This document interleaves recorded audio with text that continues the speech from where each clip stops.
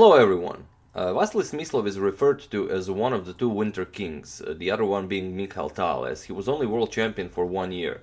But Smyslov could have actually won the world championship long before he actually won the world championship, as he was second in that 1948 tournament after Alexander Alekhin's death that Mikhail Botvinnik won, and Smyslov won the world championship in 1957 in his match against Botvinnik, but he also won the previous candidate cycles, and the match against Botvinnik was tied. So he came second to Botvinnik the first time, second time he played a match against him was tied, and it was the third time he defeated him, but he lost the rematch, and Botvinnik regained his title. Sorry about that, I think I'm getting the flu. But this game was played in 1945. This is young Vasily Smyslov. He was 24 at the time this game was played, and he's playing against Josif Rudakovsky. And this game is, well, it's a really nice positional masterpiece. As you can see the quote above the board, I really enjoyed this quote. He plays the same common moves you and I make, only he wins the game, says Max Juve about Vasily Smyslov, and well, I like it because it's true, as you'll see in this game. So Vasily Smyslov is white, and he's playing against the Ukrainian chess master Josif Rudakovsky. I couldn't find a photo of the guy, unfortunately. So we have e4 by Smyslov and c5, the Sicilian defense. Knight to f3, e6, d4, c captures on d4, knight captures on d4, and knight to f6. We have knight to c3, and now d6, the Scheveningen variation. Bishop to e2, bishop to e7, Smyslov castles, Rudakovsky castles, bishop to e3, knight to c6, and we have f4, queen to c7, and queen to e1. Now there's an exchange of knights, knight captures on d4, bishop captures on d4, and here Rudakovsky played e5, and he was somewhat criticized for this move, as it doesn't really accomplish much for black. It makes d5 in the future really hard to play, and maybe a b6 followed by bishop b7 was better here. But okay, he decided for e5, we have bishop back to e3, and now bishop to e6. Seems like a normal development, but Smyslov plays f5. We have bishop to c4, bishop captures on c4, queen captures on c4, and bishop to g5. And what's Smyslov's idea with this bishop to g5 move? Well, he's not allowing black to push d5, and you know, as long as you don't allow black to push d5 in the Sicilian, you're doing okay as white. So rook to f to e8 by Rudakovsky, and we have bishop captures on f6. Smyslov decides to give up the bishop, as we have bishop captures on f6, and knight goes to d5. And now this knight is occupying a light square on d5. There is no piece Rudakovsky has that can ever disturb this knight on d5. This is a beautiful piece. And, well, he actually is kind of offering this pawn on c2. But the pawn cannot be taken. If, for example, queen captures on c2, then not rook to c1 immediately to threaten knight to c7, but first rook to f2 has to be played. You do have to defend the b2 pawn. You don't want to give up too much pawns just to grab a rook. So after queen to c5 and rook to c1, queen to, well, not to b6 obviously. After rook to c1, maybe queen to d4, and now knight to c7, and well, white is better here. He's grabbing the exchange, and this is very nice for white.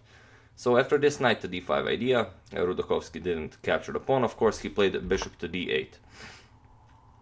We have c3, now not allowing to capture the pawn because now the bishop is covering c7, and we have b5.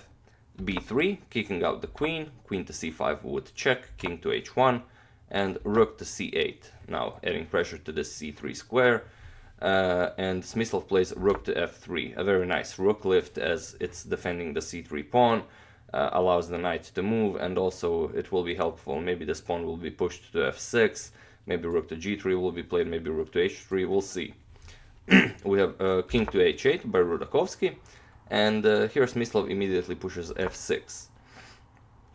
And can black capture this pawn? Well, it would be fairly dangerous if, well, I mean, no, the pawn has to be captured, but can g6 be played? For example, if g6, then rook to h3, and well, black cannot defend this. There is the terrible threat of rook captures on h7, followed by queen to h4 check, and the only way for black to even try to defend this would be to play something like g5, but then queen d1 and it's unstoppable. Queen to h5 followed by queen to h7.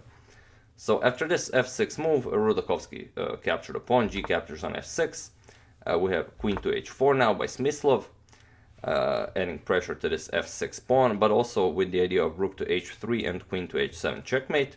So rook to g8, now if rook to h3, rook to g7 is ready. So Smyslov captures, knight captures on f6, now threatening checkmate on h7. We have rook to g7, and now a beautiful move by Smyslov, rook to g3.